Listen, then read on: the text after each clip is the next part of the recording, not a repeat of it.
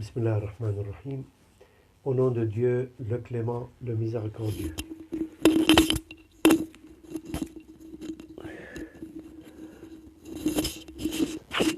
Au nom de Dieu, le clément, le miséricordieux. Que la paix de Dieu soit sur son prophète Mohammed et sur sa famille bénie et infaillible. Comme d'habitude, chers amis, nous attendons toujours la mise en place de notre diffusion. Voilà.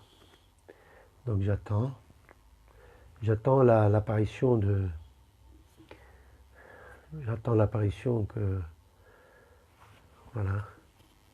Est-ce que ça va maintenant? Voilà. Tu es là. Ajouter.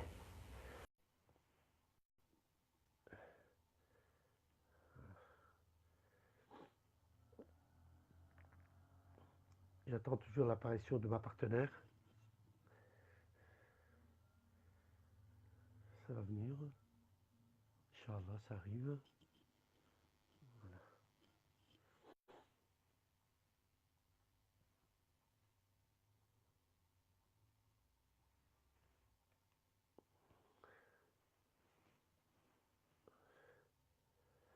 Parfait.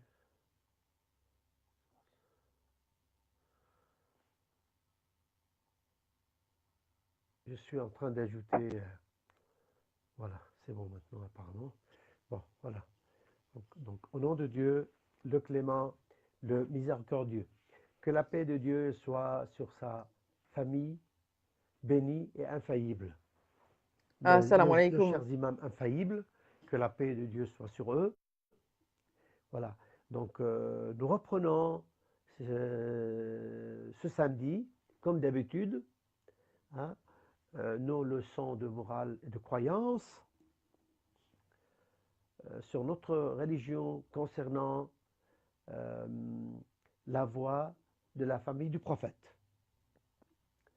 Parce que, chers amis, et aussi chers parents, vous savez très bien que pour nous, l'islam, le vrai islam, la vraie religion, c'est la religion de la famille du prophète. C'est la religion des imams qui sont les descendants de notre prophète, qui sont désignés par Dieu et par le prophète comme imams de tout le monde. Bon, pour cette semaine,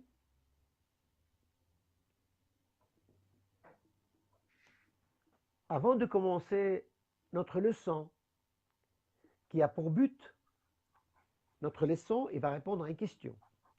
Il y a un enfant qui a posé cette question il y a 2 semaines. Il a dit, mais qui a créé Dieu? Qui a créé Dieu? Voilà. Donc, il y a quelqu'un, un enfant, qui a posé cette question. Après qu'on a dit que Dieu a créé tout le monde, lui, il a posé la question, qui a créé Dieu? Bon. On va essayer de comprendre ensemble la réponse à cette question. Mais avant de commencer la réponse, écoutez bien aussi. On a parlé, il y a 3 semaines, du respect des âmes vivantes. On a dit qu'il ne faut pas tuer quelqu'un, même les animaux, il ne faut pas les tuer. Parce que Dieu n'accepte pas l'agression. Notre religion n'accepte pas qu'on agresse les autres. Alors on a parlé qu'il y a une parole de Dieu dans le Coran, il dit que celui qui tue une âme, comme s'il a tué toute l'humanité. C'est vrai, Soumaya, oui ou non? Oui, tout à fait. Je suis d'accord, je suis. On a dit aussi que celui qui tue une âme, comme s'il a tué toute l'humanité. Alors quelqu'un a posé la question, même les animaux? On a dit oui, parce que la parole du Coran, il dit celui qui tue une âme, il n'a pas dit une âme humaine ou une âme animale, puisque les animaux, ils ont des âmes, donc il faut aussi ne pas les tuer. Mais seulement, la suite de la réponse, celui qui tue une âme, comme s'il a tué toute l'humanité, tous les savants musulmans ont compris que lorsqu'on tue une âme humaine, comme si on a tué toute l'humanité. C'est-à-dire qu'il ne faut pas tuer, même les animaux, il ne faut pas les tuer, sauf si Dieu l'autorise. Par exemple, Dieu nous a autorisé de faire la chasse pour manger. Par exemple, on n'a pas le droit de tuer un animal pour s'amuser, par exemple. Il y a des gens qui vont à la chasse pour s'amuser. Ça, c'est pas bien. C'est très mauvais. C'est une agression contre les animaux. Dieu n'aime pas ça. Mais si quelqu'un avait besoin de manger, alors Dieu lui a donné l'autorisation d'aller chasser, par exemple, pêcher des poissons, ou bien chasser des oiseaux, ou bien même des animaux, hein, qui sont mangeables, bien sûr. Par exemple, on n'a pas le droit de tuer, par exemple, les loups, ou bien les tigres, ou bien les éléphants, parce que ça ne se mange pas.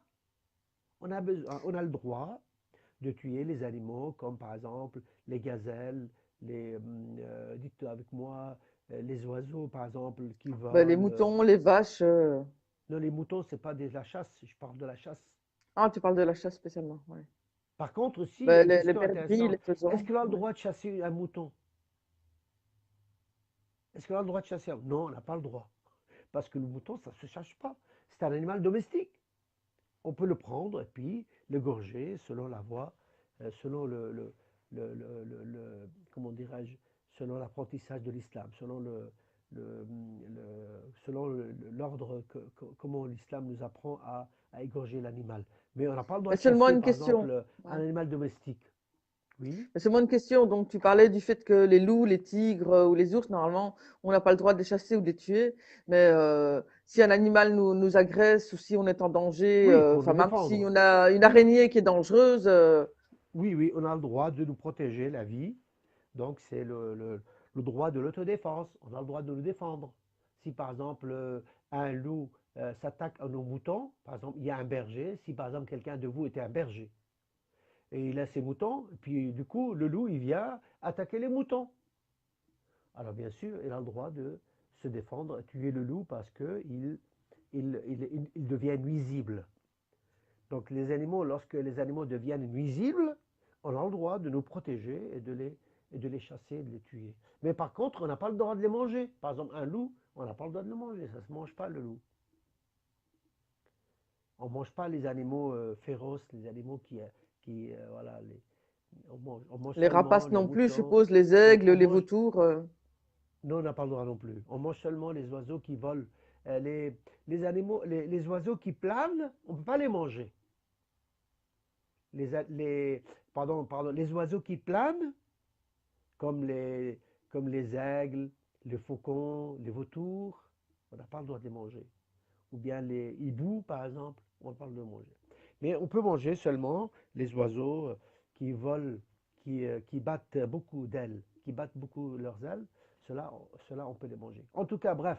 Donc, c'est pour vous dire, donc, pour corriger euh, un renseignement, on a dit que celui qui tue même une âme animale, comme s'il a tué l'humanité. Non, la vraie compréhension, celui qui tue une âme humaine, comme s'il a tué toute l'humanité. Par contre, on n'a pas le droit de tuer les animaux pour s'amuser ou bien pour, euh, pour, euh, ou bien pour agresser, on n'a pas le droit. C'est pas comme si on a tué toute l'humanité, mais quand même, on n'a pas le droit de les tuer. Voilà. Donc je vous laisse ce paragraphe, hein. Donc, on en a parlé maintenant, on a corrigé ce qu'il faut corriger. Et maintenant, on va reparler du sujet important de cette semaine. Le sujet de cette semaine, comme je viens de le dire, c'est pour répondre à la question d'un des enfants. Excusez-moi, j'ai oublié qui a posé cette question-là. Il a dit, mais qui a créé Dieu? Parce que nous, on a dit que c'est normal, hein. Chaque chose a besoin de quelqu'un pour le faire. Par exemple, les bébés, ils ont besoin des parents. Sans les parents, les bébés ne peuvent pas venir dans le monde. Si les bébés viennent dans le monde, c'est parce que les parents, ils se sont mariés, puis la maman, elle a porté les bébés dans son ventre, après il est venu dans le monde. Donc, le bébé a besoin des parents. Mais aussi la maison aussi. Pour construire une maison, la maison ne peut pas devenir une maison toute seule. Il faut quelqu'un pour la faire. Il y a les maçons, il y a les pierres, je sais pas, les menuisiers qui font les portes et les fenêtres, il y a les, il y a les, il y a les camions qui transportent, par exemple, les matériaux, etc., etc. Donc il y a beaucoup de choses pour faire une maison. Une maison ne se fait pas toute seule. Et donc tout ce qu'il y a dans le monde a besoin de quelqu'un pour le faire. Même la pluie. La pluie ne peut pas tomber toute seule. Elle a besoin des nuages. Les nuages ne peuvent pas venir toutes seules. Ils ont besoin de la mer. Et l'eau ne peut pas. Donc chaque chose dans ce monde, il a besoin d'autre chose. Et ils ont tous besoin de qui? De Dieu pour le faire. C'est seulement Dieu qui, lui, n'a pas besoin. Mais il y a quelqu'un qui a posé la question. Mais qui a créé Dieu? Pourquoi toutes les choses ont besoin de quelqu'un pour le faire et Dieu, il a besoin de personne? C'est une question importante. Hein? Pourquoi Dieu n'a besoin de personne? C'est parce que tout simplement,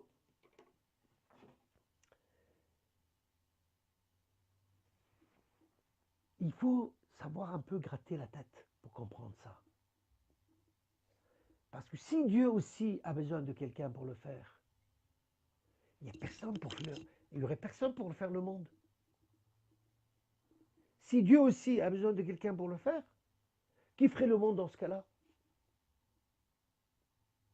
Si Dieu lui aussi a besoin de quelqu'un pour le faire, qui ferait le monde? Qui crée le monde? Le monde. Donc le monde a besoin de quelqu'un, que lui, il a besoin de personne. Peut-être c'est un peu difficile à comprendre, mais il faut quand même s'adapter. Est-ce que vous connaissez le mot s'adapter, qui ça veut dire s'adapter? Il faut parfois s'adapter soi-même que plutôt adapter le monde à notre regard. Parfois, on a besoin de nous changer nous-mêmes. Au lieu de changer le monde, on doit changer nous-mêmes. Parce que le monde, parfois, on ne peut pas le changer. Nous-mêmes, on doit changer pour comprendre. Est-ce que tu comprends, Soumaya? Oui, en tout cas, il faut faire un effort pour essayer d'apprendre et de comprendre. Et même si on découvre quelque chose qu'on a un peu difficile à imaginer que le monde aurait peut-être pu se faire tout seul comme les gens le disent, alors que c'est pas possible, ben, il faut qu'on fasse l'effort nécessaire pour essayer de modifier et de transformer la manière dont on va analyser les choses. Et donc, c'est pas ce Par qu'on voit qu'il faut exemple, changer. s'il fait froid, est-ce qu'on peut chauffer le monde? Ben non, on va allumer le chauffage, on va mettre des Qu'est-ce qu'on doit pulls, faire? on va allumer le chauffage, on va mettre Voilà, des pulls, je suppose. voilà, on chauffe notre maison, simplement. Il ne faut pas chauffer le monde. Et s'il y en Alors a qui pour ont trop chaud, ça, ben, ils ouvrent la il fenêtre. raconte qu'une fois, il y avait un roi qui aimait la chasse, en fait. Alors ce roi, il est parti faire la chasse, avec bien sûr des gens qui sont partis avec lui. Et puis, il marchait, ce roi. Il marchait, il marchait, il marchait. Et puis, il marchait le premier jour, il commence à sentir un peu mal aux pieds. Deuxième jour, troisième jour, quatrième jour. Après, il ne pouvait pas s'y porter. Il trouvait que c'était très difficile de marcher, surtout sur les pierres, sur les cailloux, sur les morceaux de bois. Il y a des épines par terre des fois, n'est-ce pas? Et puis, des fois, pour chasser aussi, il devait peut-être, je ne sais pas, grimper sur les arbres. Et puis, tout ça, ça lui faisait beaucoup mal aux pieds. Il marchait, il marchait. Et puis, il commence à sentir, vraiment, il dit que c'est un problème. Aller marcher toutes ces distances, et traverser tous ces lieux. Et il faut trouver une solution. Il fallait absolument trouver une solution.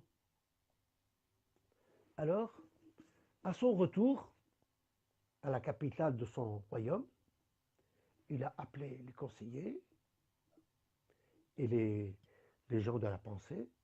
Il leur a dit, il faut trouver une solution. Moi, j'ai marché, et aussi mes compagnons,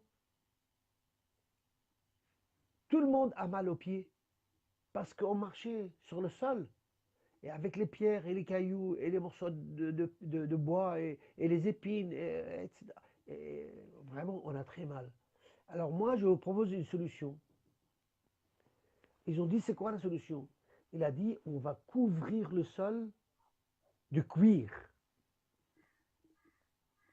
On va prendre tous les pots d'animaux qu'on a chassés, que tout le monde peut chasser. On va couvrir le sol, tout le sol du royaume, le sol des plaines, des montagnes, des forêts. Partout, on va couvrir le sol de cuir pour pouvoir marcher sans avoir mal aux pieds. Et tous les conseillers du roi, ils ont dit, ah tiens, c'est une bonne idée. Oui, c'est vrai, on a tous mal aux pieds. On a tous mal aux pieds parce qu'on marche sur le sol et le sol il est dur avec les cailloux et les pierres et les morceaux de bois et les épines. On a mal tous les soirs, on doit vraiment mettre de médicaments sur nos pieds ou bien faire tremper les pieds dans l'eau chaude pour un peu les amadouer, enfin un peu les ramollir. C'est très difficile ça. Il faut couvrir tout le sol de cuir, c'est une bonne idée. Tout le monde commence, oui c'est vrai, c'est une bonne idée, il commence à applaudir, c'est une très bonne idée. Mais il y avait un homme sage dans ce royaume. Il a dit, mais que dites-vous? Mais c'est pas possible. Comment vous allez couvrir le sol avec du cuir? Vous allez tuer les plantes. Parce que si le sol est couvert de cuir, les plantes ne pourront plus respirer. Et puis on ne pourra plus, par exemple, planter parce qu'il y aurait du cuir par terre. Chaque fois on doit planter quelque chose, on doit trouver le cuir. C'est pas une bonne idée. C'est pas faisable ça. Et en plus, où est-ce que vous allez trouver tout ce tas de cuir, tous ces pots énormes? Ça demande de travail pendant des années. C'est pas possible. Alors tout le monde a dit, d'accord, mais alors c'est quoi la solution dans ce cas-là? Tout le monde commence à regarder ce sage du royaume qui a contesté leur opinion et qui dit que votre idée n'est pas bonne. Alors ils ont tous posé la question suivante. Mais alors que faire? Qu'est-ce qu'on peut faire pour éviter que nos pieds soient écorchés, soient agressés, soient blessés par le sol, par les cailloux? Il leur a dit, mais au lieu de couvrir le sol de cuir, il suffit de mettre du cuir sous vos pieds. Au lieu de couvrir tout le sol de cuir, mettez seulement du cuir sous vos pieds. Ah, ils ont dit, tiens, ça c'est une bonne idée. Et c'est comme ça qu'ils ont inventé les chaussures. Il n'y avait pas de chaussures avant. Ils ont inventé les chaussures parce qu'ils ont dit, au lieu de couvrir tout le sol de cuir, on prend seulement juste un petit morceau de cuir sous le pied. Comme ça s'appelle une chaussure. Qu'est-ce que tu penses de cette idée, Soumaïa? Est-ce qu'elle est bonne idée? Est-ce que c'était une bonne histoire? Bah oui, ça permet de réfléchir à l'origine des chaussures, mais de comprendre aussi la logique de ce que tu expliques. Donc, c'est qu'au lieu de changer le monde, ben, ils se sont adaptés et ils ont essayé de trouver des solutions pour arriver à mieux vivre dans l'espace et dans la nature qu'ils avaient autour d'eux. Alors pour comprendre, il faut s'adapter. On n'est pas toujours obligé de dire que le monde doit être comme nous voyons. Et on doit nous aussi faire un petit effort pour comprendre, pour faire autre chose, pour changer.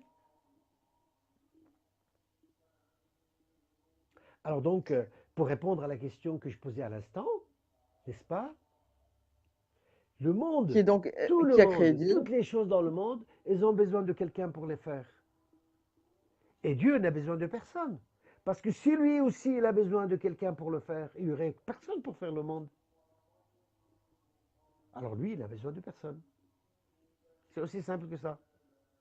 Il n'a besoin de personne. Voilà. Ben, pour cette fois-ci, ben, notre leçon est terminée. Et je laisse le temps un peu à discuter. Si vous voulez bien poser des questions, ça serait vraiment très gentil de les entendre. T'as pas de questions, toi, Somaïa, aussi? Je pensais aussi à une autre approche peut-être de la question. C'est-à-dire qu'on voit que dans le monde, Faut en pas plus, il y a oublier, un hein, ordre. les enfants. Ce Ils sont ont des quel âge, enfants. nos enfants, à ce moment-là? Tu sais Ben, combien, 6, combien 7 ils ans, ont? donc je vais essayer de m'adapter moi aussi. Je vais pas changer les Voilà, enfants, je vais essayer de m'adapter moi voilà, aussi. voilà. Tu vas mettre des chaussures aussi, toi? Bon, bah, quoi que pour réfléchir, j'ai pas besoin de mettre des chaussures, mais bon. Ah si, L'idée, parfois, c'est pour que, par réfléchir, on a besoin exemple, de on chaussures, voit. hein. Tu sais, Ouais. si on est mal chaussé, on ne peut pas bien réfléchir. Oui, c'est vrai que si on a des douleurs, si on n'est pas bien, on a difficile à se concentrer et à réfléchir. Voilà. Je Donc, il faut que voulais, tu mettes moi, tes ce que chaussures je alors. pensais, c'est que, ouais, ouais, je vais essayer de mettre mes chaussures de la logique et de la facilité pour les enfants.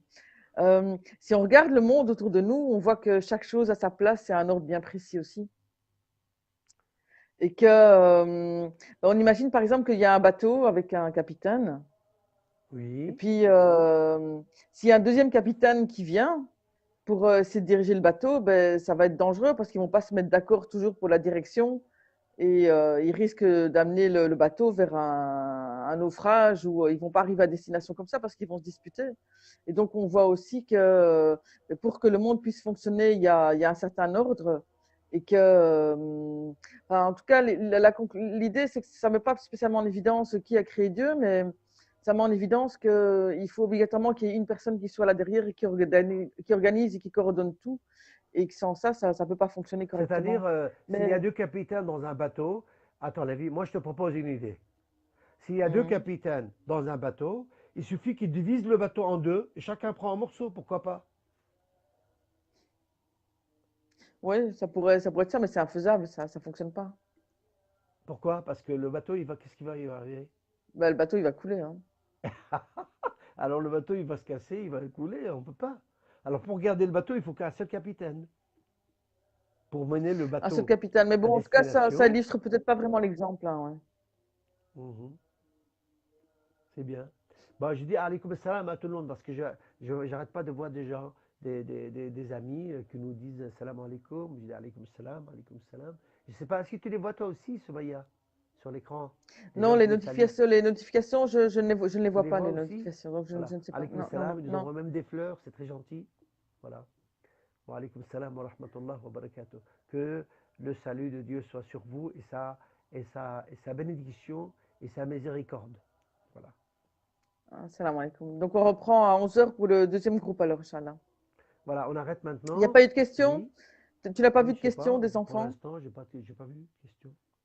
Surtout la personne qui a posé la question l'autre fois, si elle se reconnaît, elle doit se manifester, dire oui, oui, j'ai compris, ou bien non, non, je suis pas d'accord.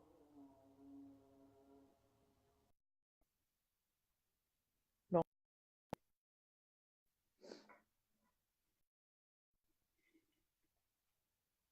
Oh, bah, en tout cas, c'est tôt, là.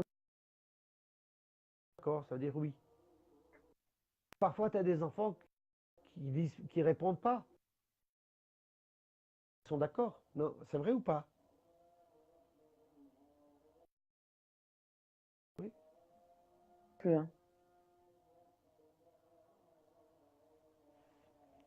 Oui, parce que je parle pas.